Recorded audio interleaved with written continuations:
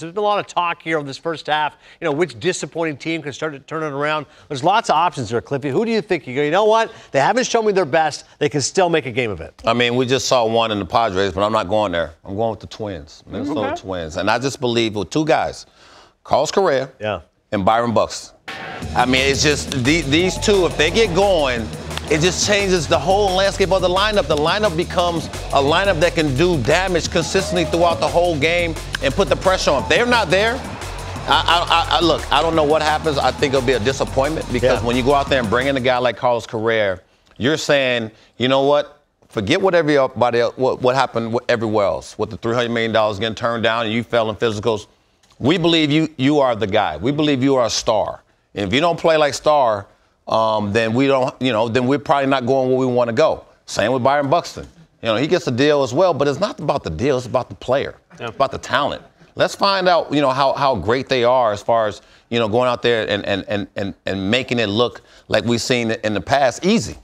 And they're not making it look easy right now. No. And you know what? I think with Buxton, I'd really like to see the guy play the outfield again. Really? Because I get it. Trying to protect him as a DH. I get it, but I mean, to me, it takes away half the game for him. He's not used to that. But he's injury prone. He is, and you know what?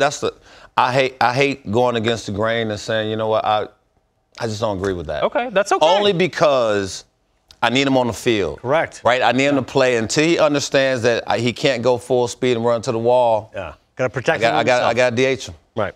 By the way, Twins are now third in all the major pitching categories, and they've got the easiest schedule remaining. So that's yes, they do. Rack, who's your team?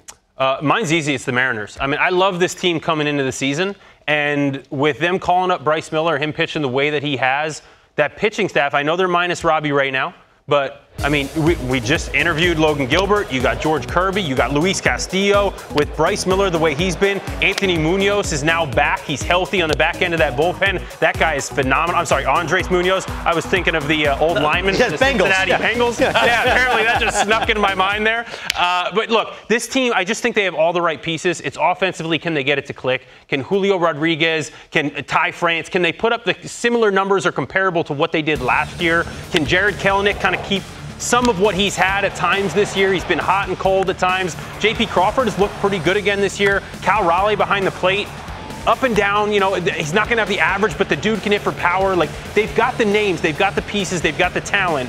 I think this team, I don't even think they're pieces away. I just think they just need just to turn that fire on in the second half. That's what they did last year. They turned it on the second half. I think they can do it again this year. I do love George Kirby. Great strikeout to walk ratio. The guy's unbelievable. Yeah, pitching is not the problem in Seattle. I think, I fell in love with their offense. I fell in love with what they brought to the table offensively. And it goes back to what I said earlier in the show.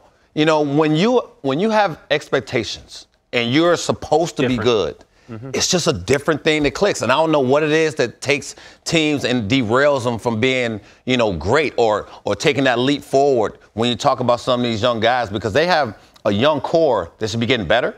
And they sort of leveled off for some reason where they just, and I won't ever say they're complacent because that's speculation. What I'm saying is they're trying too hard to try to be Superman when they come into the clubhouse as opposed to just saying, hey, we're good, we're really good.